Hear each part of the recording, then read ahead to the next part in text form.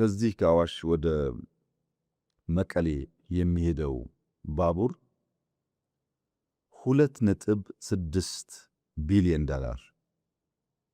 ብድር ተወስዶ ነው የሚሰራው። $2.6 ቢሊዮን ብድሩ ደግሞ ጤነኛ የሚባል ብድር አይደለም፣ ኮመርሻል ሎን ነው።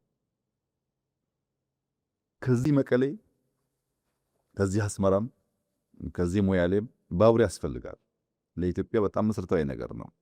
መቼ እና እንዴት የሚለው ግን በጣም ከባድ ጥያቄ ነው። አሁን $2.6 ቢሊዮን ከዚህ መቀሌ ባቡር ላይ በኮመርሻል ሎን ኢንቨስት አድርገህ የምታመላልስበት ምርት ስለሌለ ካለምን ጥርጥር 40-50 ዓመት ኢንቨስትመንቱን አይመልስም። ዕዳ አይከፍልም፣ ኢንቨስትመንት አይመልስም። ቢኮዝ ከሰራኸው በኋላ የምታንቀሳቀስበት ብዙም ምርት ስለሌለ ማለት ነው። በሌላ መንገድ አሁን እኛ ከዳንጎቴ ጋራ የማዳበሪያ ፋብሪካ ይሰራን በ40 ወራት እናደርሳለን ብለን ይሄን ቃላችንን ሲደርስ የምናየው ጉዳይ ሆኖ ማለት ነው። ምን እያደረግን እንዳለን ስለምናውቅ ይሄ ማዳበሪያ ፋብሪካ አጠቃላይ ወጪው $2.5 ቢሊዮን፣ ያኛው 2.6 ነው፣ ይሄ 2.5 ነው። 2.5 መሆኑ ብቻ ሳይሆን አሁን ኢትዮጵያ የምትጠቀምበትን የማዳበሪያ ፍጆታ ከእጥፍ በላይ ያመርታል። አሁን ዛሬ የምንጠቀምበትን ከእጥፍ በላይ ያመርታል። የዛሬ 2 ዓመት ተኩል ቢበዛ 3 ዓመት ፋብሪካው ሰርቪስ ይሰጣል። ከዛ በኋላ በ4፣ 5፣ 6፣ 7 ዓመታት ካለምንም ጥርጥር ኢንቨስትመንቱን ይመልሳል።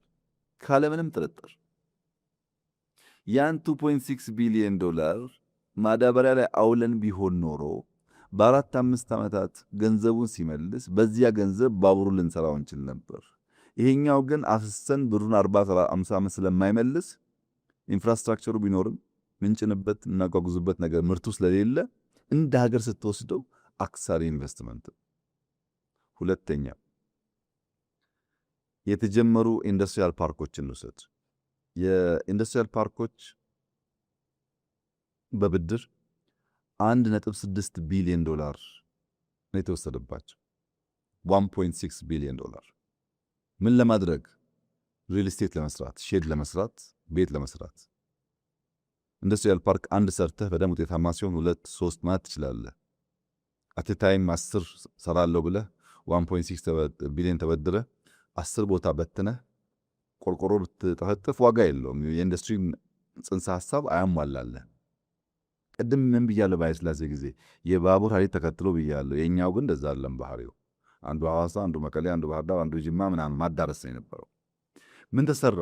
ሼድ። በምን? በብድር። ምን ያክል ገንዘብ? $1.6 ቢሊዮን። የኢትዮጵያ ጋዝ አሁን የምትሰራው ፌዝ 1 እና ፌዝ 2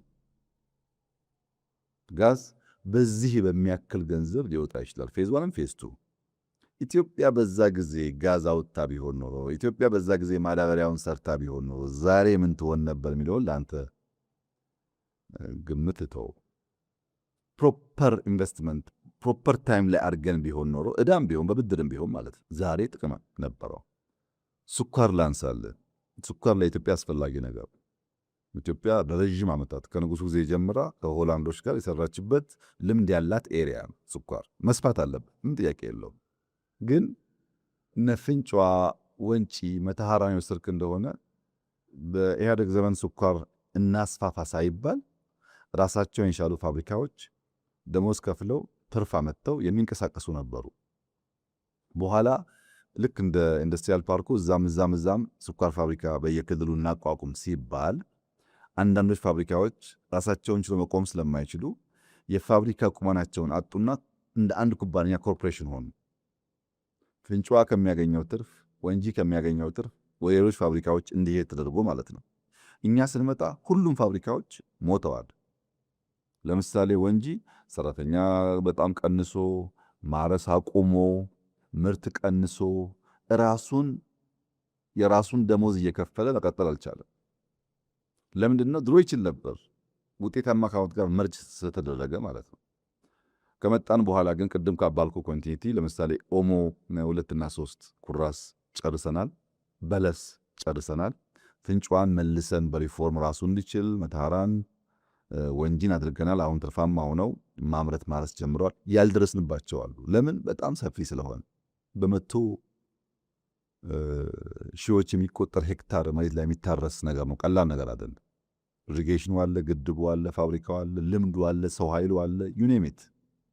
በዚህ ምክንያት ሁሉንም ነገር ማዳረስ አይቻልም። ግን 5ቱን ሰርተን ውጤታማ ስንሆን ሌላ 5 ጨምረን ቢሆንስ ብለህ ያሰብክ እንደሆነ ምን ያክል ትርፋማ እንደሚያደርገን እንደ ሀገር መገንዘብ አያስቸግርም።